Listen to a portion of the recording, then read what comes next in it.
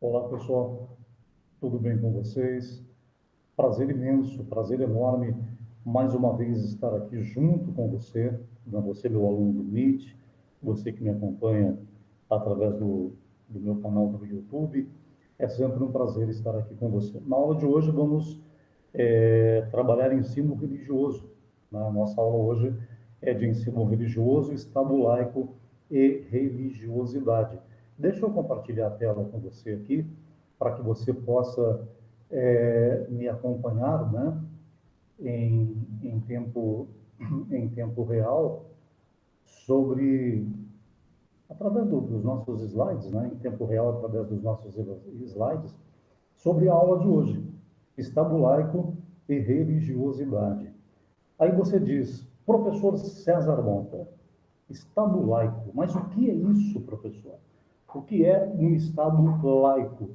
Inclusive, pessoal, essa aula de hoje, de ensino religioso, sobre Estado laico e religiosidade, eu me inspirei em um debate que nós tivemos esses dias em um grupo de WhatsApp, né, aqui da cidade de Cambará, quando, de repente, começamos a falar, né, sobre as aulas de ensino religioso, do porquê, né, essas aulas não terem nota, não terem atividades avaliativas, não aparecer no boletim, né?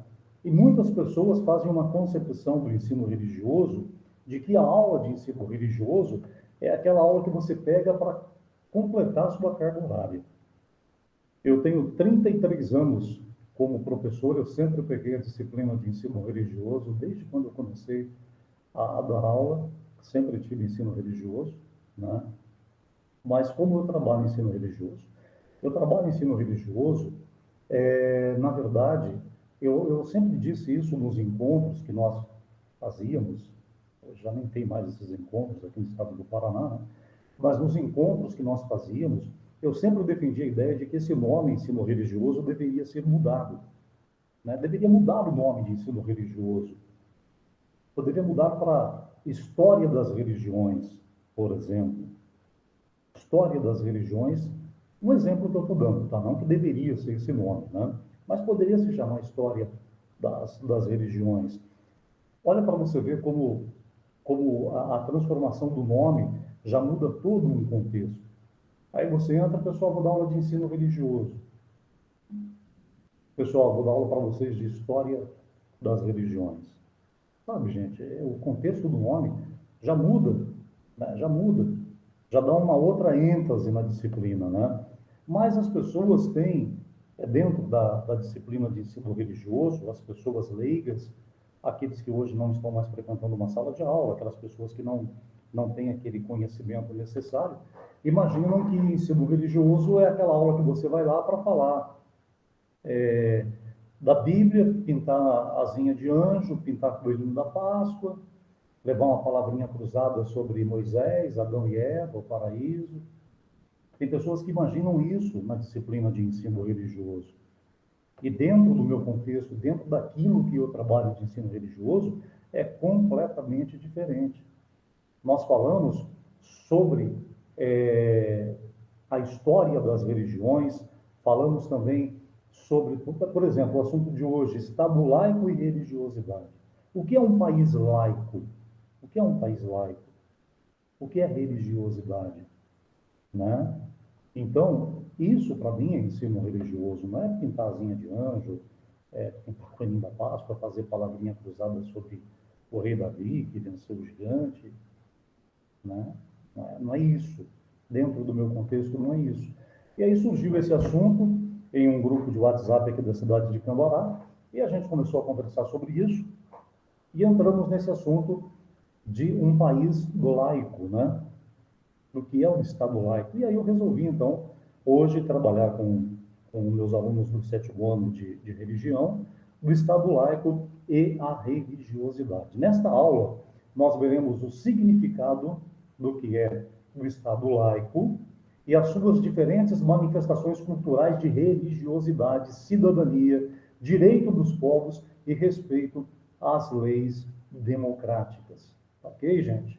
Estado laico e religiosidade. Vamos demonstrar para você os principais conceitos sobre o que é um Estado laico, os direitos constitucionais no Brasil e também a diversidade cultural, tá? E também a diversidade cultural, bem como também, né, os princípios de tudo isso, ok? Nosso objetivo da aula de hoje, né, nós vamos ver aí esses conflitos que existem para manter os direitos e também as suas determinadas crenças. Mas o que é um Estado laico, afinal de contas? Você me pergunta, professor César Mota, o que é um Estado laico? Bom, gente, o Estado político e civil,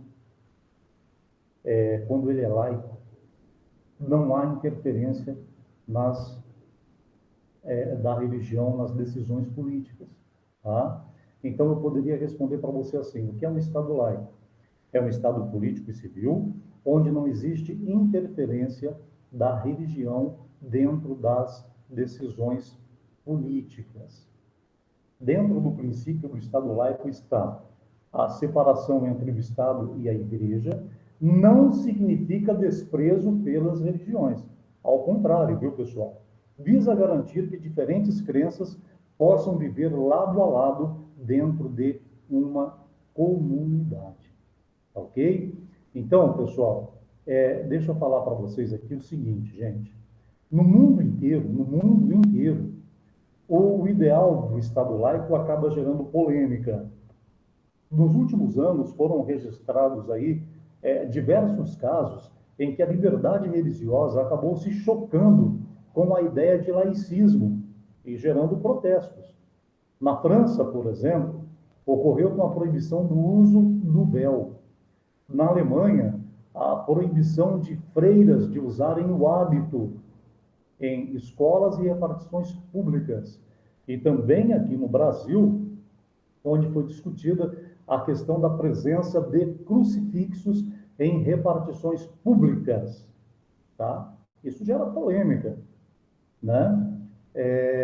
O registro aí foram diversos casos pelo mundo e aqui no Brasil também, já que nós somos um país laico, então se discutiu aqui no Brasil a questão da presença de crucifixos em repartições públicas. E qual é, você que está me assistindo agora aí, através do Meet ou através do YouTube, qual é a sua opinião sobre isso? Qual é a sua opinião sobre essa questão da presença de crucifixos em repartições públicas? Não sei se você já reparou, mas às vezes você chega numa escola, por exemplo, e logo na entrada da escola tem uma Bíblia. Aí você chega numa prefeitura municipal, tem um crucifixo. Você chega em um hospital público, tem um crucifixo com Cristo. Aqui no Brasil se discutiu muito isso, porque nós somos um país laico. Mas, afinal, o que significa um Estado ser laico? O que significa um Estado laico? Né? O que é? Qual é o significado de um Estado laico? Um Estado, gente, um Estado para ser laico, é quando ele promove oficialmente a separação entre o Estado e a religião. Tá? A partir dessa ideia de laicidade, o Estado não permitiria a interferência de correntes religiosas em assuntos estatais, nem vai privilegiar uma ou outra religião sobre as demais. O Estado laico, ele trata todos os seus cidadãos de forma igual, independente da sua escolha religiosa, e não deve dar preferência a indivíduos de certa religião, entenderam? Um Estado laico, ele não deve dar preferência para indivíduos de certa religião, tá? O Estado também deve garantir e proteger a liberdade religiosa de cada cidadão, evitando que grupos religiosos exerçam interferência em questões políticas. Por outro lado, isso não significa dizer que o Estado é ateu. Eu estou falando de um Estado laico. Isso não significa que é um Estado ateu ou agnóstico. A descrença religiosa ela é tratada da mesma forma que os diversos tipos de crença. Inclusive, nessa nossa fala, nesse grupo de WhatsApp que eu estou dizendo para vocês, eu fiz muitas colocações sobre a diferença de laico, a diferença de ser ateu. Os principais países do mundo, que são países ateus, né? Por exemplo, a Suécia tem 80% da população ateia, e é o país com o melhor índice de vida do mundo. Mas isso a gente deixa para uma próxima aula, tá bom? Esse assunto aí a gente deixa para uma próxima aula. O laicismo, pessoal, é uma doutrina que defende que a religião não deve ter influência no assunto do Estado. Quando eu falo Estado aqui, eu não estou falando em Estado do Paraná, Estado de Santa Catarina, Estado de São Paulo. Eu estou falando em Estado em termos de federação, eu estou falando de país. Essa ideia, ela foi responsável pela separação moderna entre a Igreja e o Estado e ganhou força com a Revolução Francesa de 1789. Portanto, eu posso dizer para vocês que o Estado laico ele nasce com a Revolução Francesa. Sabiam disso ou não? E a França é a mãe do laicismo, tá? Nos anos que seguiram a Revolução Francesa, o Estado francês, a França, tomou medidas que foram em direção ao laicismo propriamente dito. Bom, é por isso que eu estou dizendo para você que o Estado laico nasceu com a Revolução Francesa e quantas outras coisas nasceram com a Revolução Francesa, né? E a França realmente é a mãe do laicismo. Isso daí eu posso dizer para você sem sombra de dúvidas, tá bom? A liberdade religiosa, pessoal, é garantida pela Constituição de 1988 e ela está no artigo 5º, que possui 77 incisos sobre os direitos fundamentais garantidos aos cidadãos. No artigo 5º da nossa Constituição diz o seguinte: é inviolável a liberdade de consciência e de crença, sendo assegurado o livre exercício de culto religioso garantidas, na forma da lei, a proteção dos locais de culto e também de suas liturgias. Exemplificando. Isso significa que os governos não podem agir no sentido de obrigar as pessoas a adotarem uma ou outra religião. Tá? O governo ele não pode obrigar você a adotar uma determinada religião.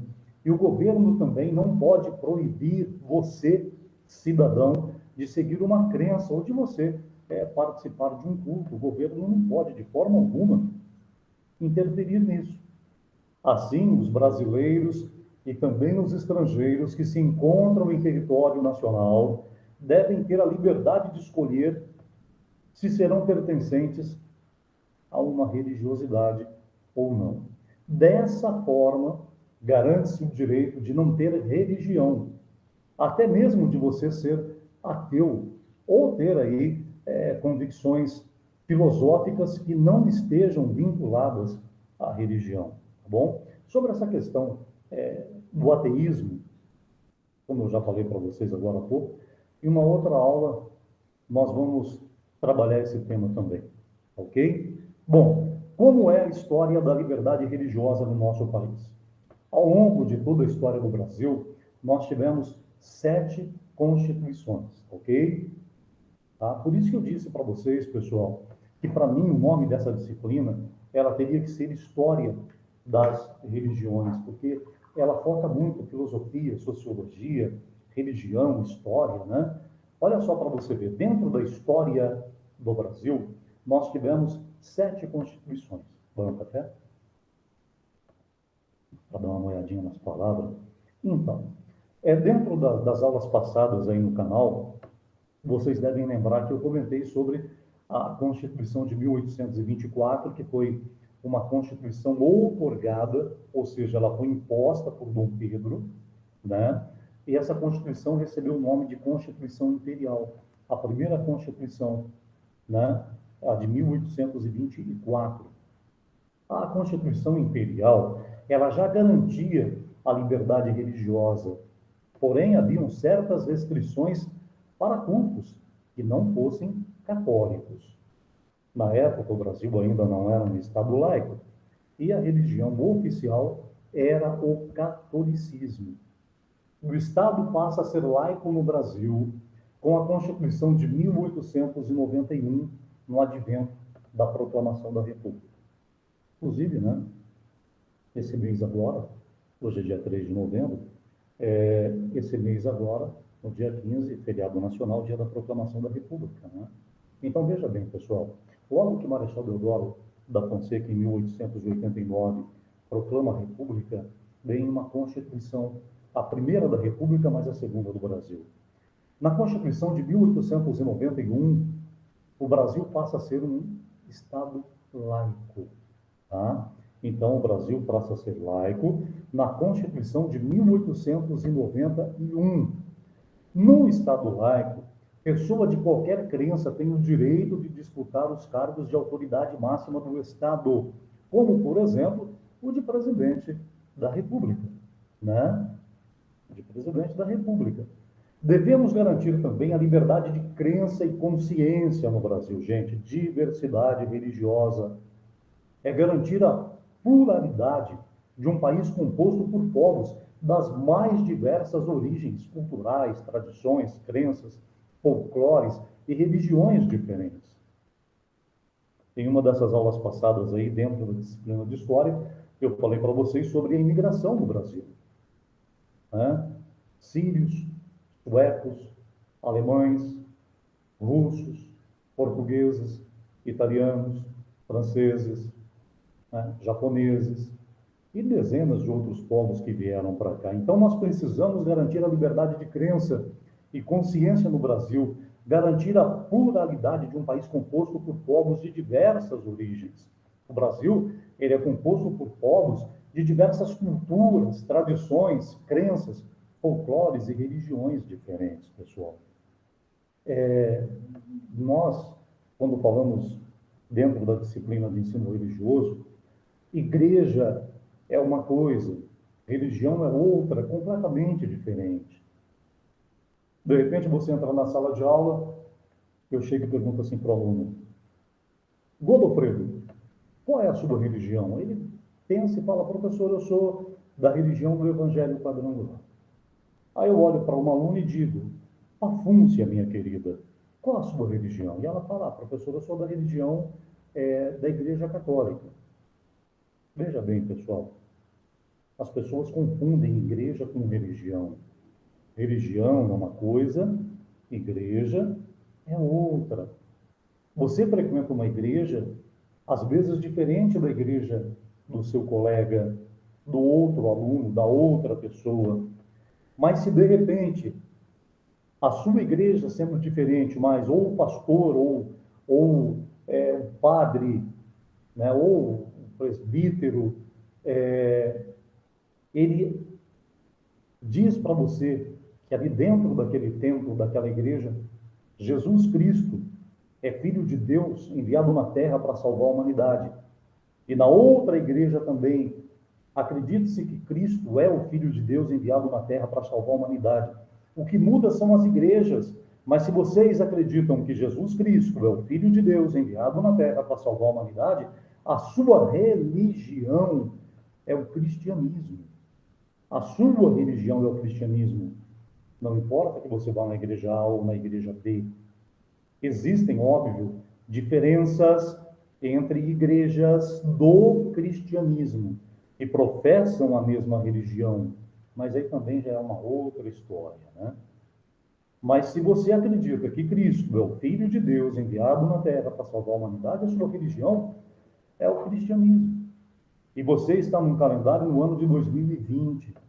Agora, se você acredita que Maomé é o seu profeta, você está na religião islâmica. E aí você já tem um outro calendário. Se você não acredita que Deus ainda enviou o Salvador da humanidade, e você é judeu, tá? E você é judeu, então você já está em uma outra religião e também você já está em um outro calendário. Vocês entendem, pessoal? Existe uma gama de diversidade religiosa incrível no planeta Terra. Nós temos na Terra diversos planetas. Os chineses estão em 4.600 e pouco, os islâmicos em 1.397, mais ou menos, os cristãos no ano de 2020, os judeus em 5.000 e alguma coisa. Então, existe uma gama de calendários muito diferentes dentro de um mesmo planeta. Não é, pessoal? Vocês conseguem entender aquilo que eu estou dizendo? Nós temos uma gama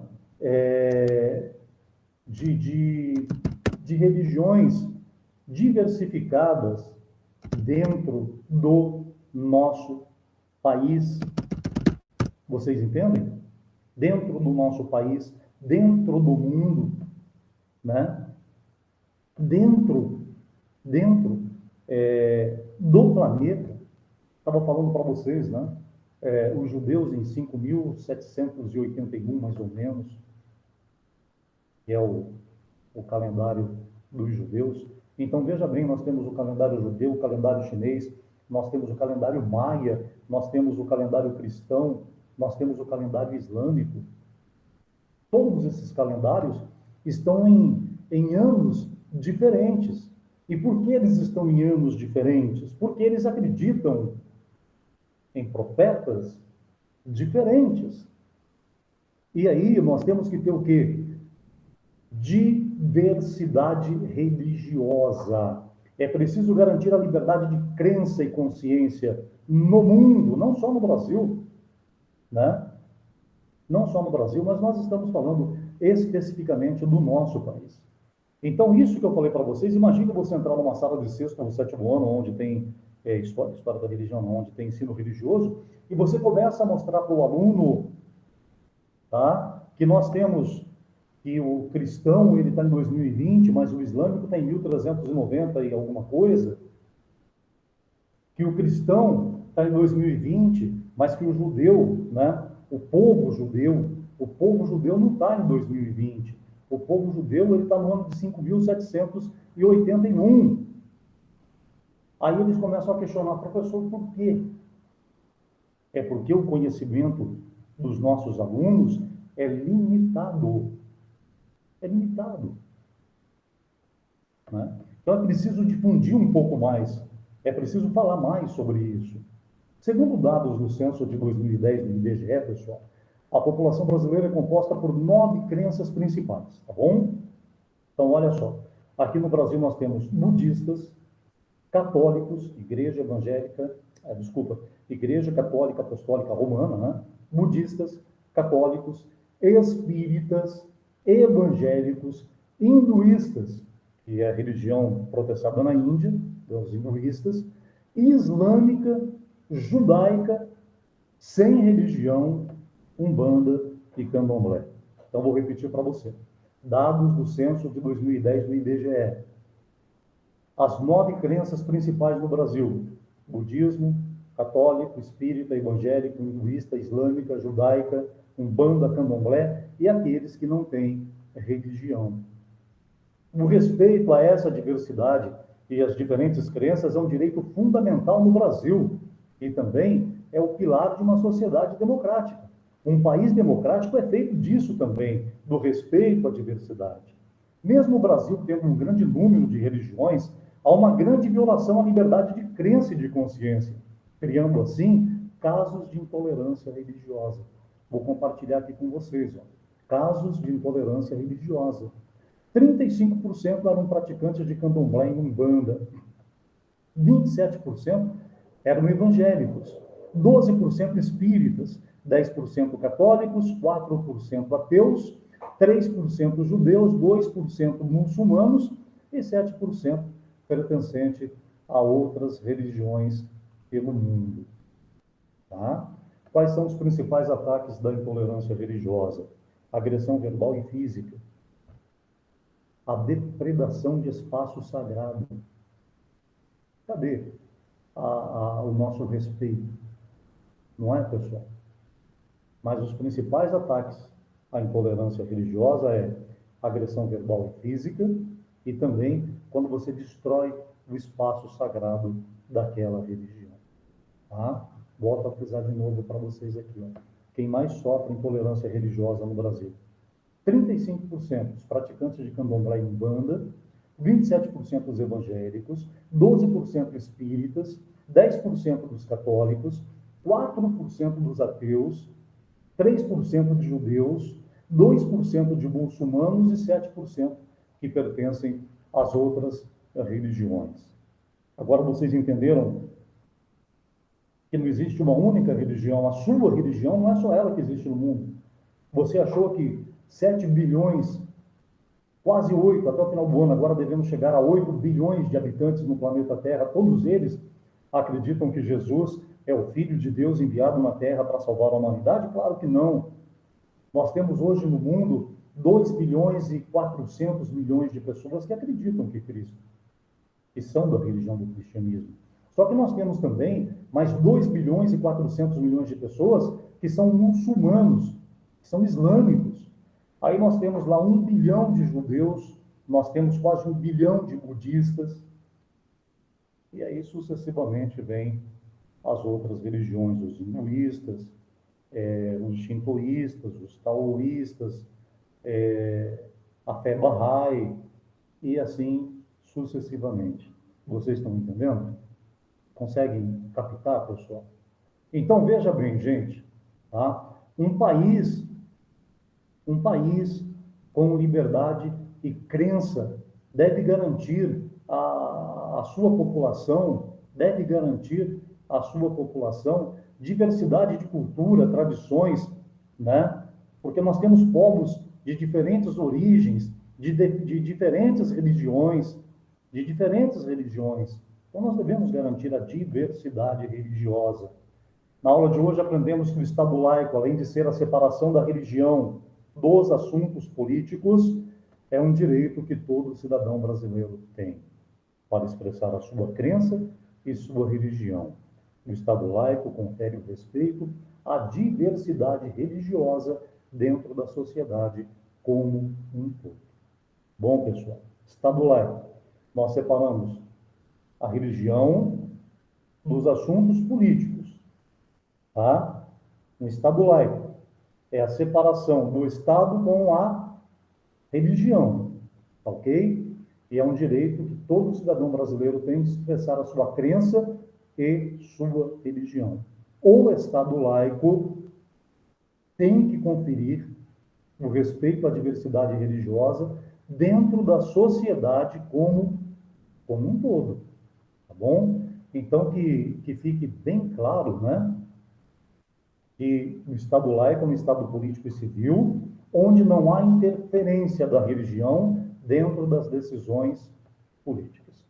Ok, pessoal? E na próxima aula, ou na próxima oportunidade, eu quero trazer para você uma aula sobre o ateísmo. Bom, quero montar uma aula para você sobre o ateísmo. Quais são os principais países onde temos o maior número de ateus? Como que é o ateísmo dentro do planeta Terra? Ok? Então, pessoal, na aula de hoje, o Estado laico e a religiosidade, eu espero que você tenha conseguido compreender um pouco desse conteúdo, dessa diferenciação e também dentro das explicações, que você entenda a diferença de igreja para religião, que você entenda que dentro do nosso universo, do nosso planeta Terra, nós temos aí diversos calendários, inclusive entra no Google e digita lá, professor César Mota, calendários sagrados, e eu tenho uma aula que fala sobre os diversos calendários nas diversas culturas do mundo, tá bom? Para você poder entender um pouco melhor sobre isso. Temos um vasto leque para pesquisas, tá? E eu espero que nós tenhamos tido uma ótima aula. Deixe seu comentário lá nos comentários ou aqui no Meet, dentro do nosso mural. Bom? E nunca se esqueça, pessoal, seja sempre bem-vindo ao mundo do conhecimento. Nessa vida, tudo tem seu tempo, tudo tem sua hora, e nesse mundo, acredite, nada acontece por acaso. Quero que você seja muito, mas muito feliz, e até a nossa próxima aula. Grande abraço.